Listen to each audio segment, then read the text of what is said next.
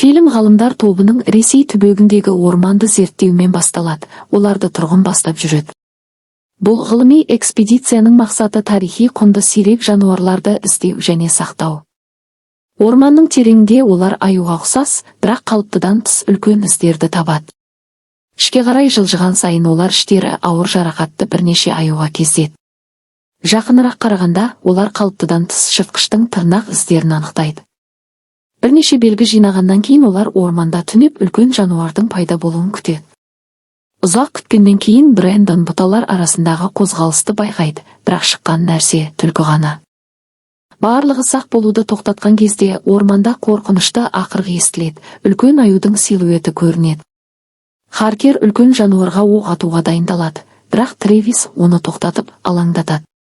Трэвис үлкен аюды ашық жерге азғырады, онда Брэндон күшті прожектормен дайын тұр, ол жануарды ашуландырып ағаштар арасына қамайды. Бірақ Харкер кенеттен пайда болып, аюға бірнеше оқ атады, оны ашуландырады. Аю босанып топқа шабуылдай бастайды. Скотт оның ашуының құрбаны болып өледі, ал аю орманның тереңіне қашады. Бұл оқиғадан кейін Трэвис пен Харкердің қарым-қатынасы шиеленседі, әсіресе Харкердің аюды өлтіруге талпынуына байланысты, ал миссия тек зерттеу болған. Бір күні Трэвис келушіні қабылдайды, адвокат Дагатты. Даг ауқатты бизнесменнің өкілі, ол таза су жобасын дамытып жатыр. Мәселе жоба аймағында жұмбақ жануар пайда болған, Даг Трэвисті зерттеуге шақырады. Даг жануардың видео жазбасын көрсетеді, ол ежелгі крокодилге ұқсас, үлкен өлшемді. Мұны көрген Трэвис Кэти мен Брэндонмен бірге Қытайға барады. Келгенде оларды Даг пен Бэй қарсы алады, олар Қытайдағы тұруларын бастап жүреді. Даг оларды таза су жобасы орналасқан көлге апарады. Ол жұмбақ жануар пайда болғаннан бері бірнеше жұмысшының із-түзсіз жоғалғанын айтады, қалғандары қорқады. Бұл қорқыныш түнде расталады, аймақты тексерген жұмысшы қақпа артындағы странды дыбыстарды естиді, шығуға тырысқанда крокодилге ұқсас жануар шығып, оны жұтады. Келесі күні таңертең Даг пен Бэй жоғалған жұмысшы туралы хабарды зерттеуге жоба орнына оралады. Сонда олар жергілікті биологпен кездеседі. Бірақ Трэвис Харкердің жаңа топпен келгенін көріп таң қалады, ол ежелгі жануарды ауламақ. Трэвис Харкердің келуіне наразы, оның қатыгез және импульсивті әдістеріне байланысты. Харкер Трэвисті мазақтайды, тек күшпен оқ мәселені шешеді деп. Сонда да Трэвис жануарды тірілей ұстауға бел байлайды, ғылыми зерттеу үшін. Кейін Даг пен Бэй базалық лагерге оралады, онда Кэти мен Брэндон ежелгі жануарды ұстауға үлкен тор дайындаған. Бірақ Трэвис жергілікті биліктің Харкерге жасырын төлем жасағанын біліп ашуланады. Сондықтан Кэти мен Брэндон оны жұбатып, олардың тобы бірінші ұстайды деп сендіреді. Сол уақытта Даг мен Брэндон көл аймағында қалады. Даг судан балықтардың зорлықпен лақтырылғанын байқайды, табиғи емес құбылыс. Расында, сәлден соң үлкен жануар шығады, допты бұзып, суда тұрған Дагқа шабуылдайды. Бақытына Даг уақытында қашып өлімнен құтылады. Басқа жақта Уилл Трэвис пен Бэйді мектепке апарады, ежелгі жануардың видео жазбасын көруге. Сонда олар жазба иесі Джин атты мұғаліммен кездеседі. Бірақ тұрғындардан ақпарат алу қиын, олар видеодағы жануар туралы шындықты айтпайды. Сол уақытта Бэй Дагтан қоңырау алады, ауруханаға шақырады, жануар өлтірген құрбанның денесі табылған. Трэвис пен Бэй ауруханаға асығады, онда Кэти мен Брэндон күтіп тұр. Бірақ қауіпсіздік оларды тоқтатады, ресми рұқсат жоқ. Сондықтан Брэндон дәрігер болып киініп, Кэти анатомия оқығандықтан құрбан денесінің ішкі құрылымын түсіндіреді. Моргте олар денедегі іш аймағындағы өлімдік жарақатты табады, сондай-ақ құрбан денесіндегі жыртқыштың тырнағын табады. Кейін Трэвис пен басқалар лагерге оралады, Уилл мен Джин келіп әңгімені ашық бөліседі. Джанго інісінің жобаға жұмыс істегенін, жыртқыш құрбаны болғанын айтады. Трэвис неге бұрын ақпарат бермей тұрып, енді келісетінін сұрайды. Джанго Харкердің ақша ұсынғанын, бірақ ақшамен барлық мәселе шешілмейтініне сенгендіктен бас тартқанын, сондықтан Трэвис жағына шыққанын түсіндіреді. Кейін Джанго жануар шығатын бағытты көрсетеді, төбеден арғы жақ. Сонда олар жануардың барына қатысты көбірек белгі табады. Сол уақытта олар ағаштар артындағы қараңғы көлеңкені байқайды. Трэвис зерттеуге барады, іздеген ежелгі жануарды табады. Бұл жануар крокодил мен айдаһарға ұқсас гибридті пішінді, қатты қабығы бар, жылдам қозғалады. Ол криптид деп аталады. Бірақ жылдамдығына байланысты Трэвис криптидті жоғалтады.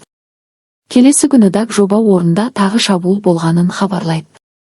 Трэвис ресми кіруге рұқсаты жоқ болғандықтан тұрғынды көмекке алады. Трэвис пен Маван орнына келеді. Уилл жұмысшыларды алаңдатып, Трэвистің байқалмай кіруіне мүмкіндік береді. Орнында Трэвис странды сары ұнтақты табады. Бірақ Лендингтің келуі зерттеуді үзеді. Трэвис Лендингке ол Харкермен біріккен, Харкердің ережелерді елемейтін жұмыс принциптерін ескертеді. Трэвис Лендингке бірнеше маңызды зерттеу әдістерін және жиналған дәлелдерді байқау мен талдауды үйретеді. Түнде криптид жоба орнына тағы шабуылдап, жұмысшыны көлге сүйрейді. Келесі таңертең Лендинг Харкерге криптидті тірі қалдыруды ұсынады. Ол сирек түр. Бірақ Харкер келіспей, адамдар биологиялық иерархияның жоғарғысында, сондықтан басқа экожүйелерді қорғау үшін жануарды жоюға құқығы бар деп тұрады. Сол уақытта Трэвис тобы қайықпен көлді патрульдеп, криптидтің қозғалысын бақылайтын жабдық орнатады. Көп ұзамай олар өздеріне қарай қозғалысты байқайды, бірақ ол Лендингтің қайығы мен тобы. Бірақ нағыз қауіп пайда болады. Брэндон тағы қалыпты емес қозғалысты байқайды. Сол кезде криптид шығып, Лендингтің қайығына соғылады, оны және топты суға лақтырады. Лендинг қайыққа жүзуге тырысады, бірақ қалған команда мүшесі үрейленіп, қайықты алып қашады. Мұны көрген Трэвис Лендингті құтқару үшін суға секіреді. Басқа команда мүшесін құтқармақ болғанда криптид пайда болып құрбанды ұстайды. Өлімдік жағдайда Трэвис пен басқалар жағаға шегінеді. Оқиғадан кейін даг үрейленіп, Харкердің жыртқышты өлтіру шешімі дұрыс шығар деп ойлай бастайды.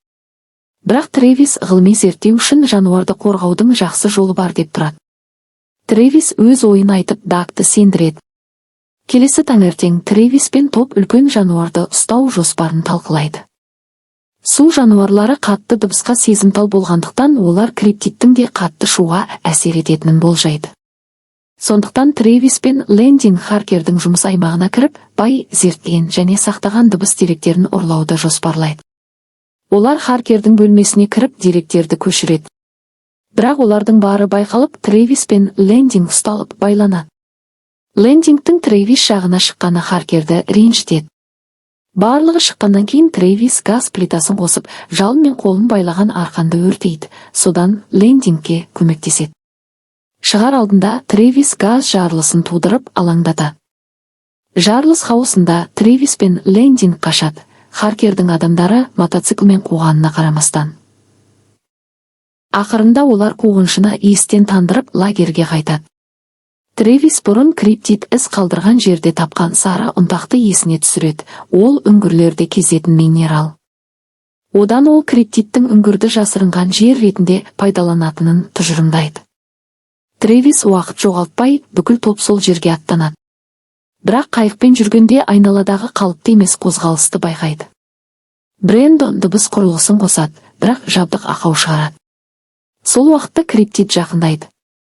Ақырында Брэндон құрылғыны жөндеу үшін суға секіреді. Уақытында түзеп, жүйе қосылып, күшті дыбыс шығарып, криптидті қайыққа шабуылдамас бұрын қуады. Кейін Трэвис пен басқалар экспедицияны жалғайды. Харкер мен тобы да сол бағытпен қуады. Көп ұзамай Трэвис үңгірге жетеді. Олар екі топқа бөлінеді. Лендинг пен Брэндон үңгірдің тереңіне кіреді. Джин мен басқалар кіре берісте күтіп, алдын ала дайындалған тор тұзағын құрастырады. Бірақ сол уақытта Харкер үңгірге келіп, оны тоқтатпақ болған даққа шабуылдайды. Үңгірдің ішінде Лендинг пен Брэндон криптидтің ұясын табады. Жануар ұйықтап жатыр. Олар тыныштандырғыш мылтықтарды дайындап, оны ұйықтатады. Бірақ криптид олардың барын сезіп, оянып, Брэндонды қуады, ал Трэвис тыныштандырғышты ата береді. Ақырында Трэвис нысанаға тигізеді, бірақ дәрі әсер ету үшін уақыт керек. Криптид естен танады, 1-2 сағаттан кейін оянады.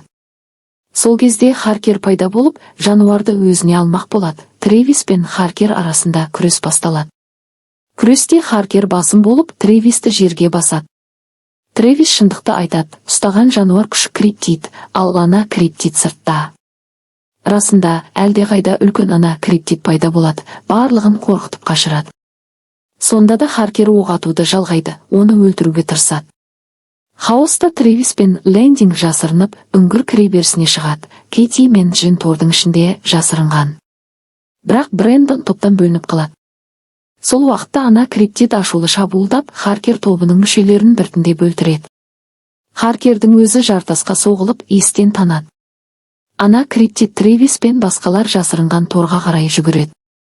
Қауіпті сезген Брэндон криптидтің назарын өзіне аударып, тордан азғырады.